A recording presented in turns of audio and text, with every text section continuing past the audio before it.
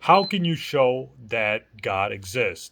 I think the easiest way to show that God exists is that God has left effects behind, that allow us to reason back that He exists. Now, what do I mean by that? Basically, another way to say God exists is that God is the best explanation for reality, the way how we perceive the world and the way how we see how we perceive reality. So basically, no space, no time, space, and matter. Uh, basically, even atheists are saying that time, space, and matter had a beginning. The entire universe came into existence from a point of origin. The so basically, time, space, and matter had a beginning, had a point of origin. As even atheists like Stephen Hawking, etc., are admitting. If that's true, the cause of the Big Bang, which caused space, matter, and time, can't be made of space, matter, and time. In other words, the cause of the origin of space, time, and matter has to be spaceless, timeless, and immaterial. So when we think of something that's spaceless, timeless, and immaterial, what do we think about? We think about God, and it also has to be personal. Why personal? The reason why is because a personal force chooses to create something, um, you know, and that is necessary to go from a state of nothingness to a state of creation.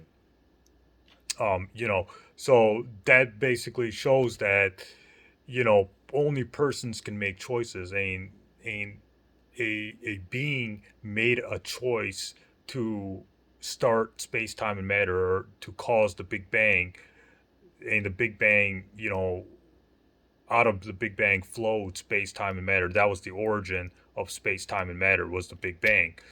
So only persons can make forces. Only persons can make choices to cause and to create and to start something. Impersonal forces don't make choices. For example, Stephen Hawking's in his book, uh, Stephen Hawking in one of his books state that because there's a law like gravity, the universe can and will create itself out of nothing. The problem is that gravity can't decide to do something because gravity is an impersonal force. It just does something over and over again. Like if I drop this remote, gravity's not saying if Adisham drops this remote one more time, I'm not gonna pull it to the ground. No, it's an impersonal force. It does things over and over again.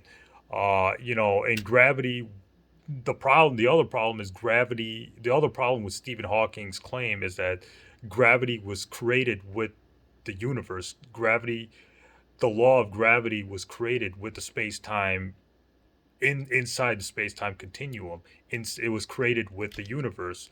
So gravity didn't pre-exist the universe. Uh, gravity uh, Gravity was started after the Big Bang, after space time and matter came into existence. So there was no gravity before the Big Bang.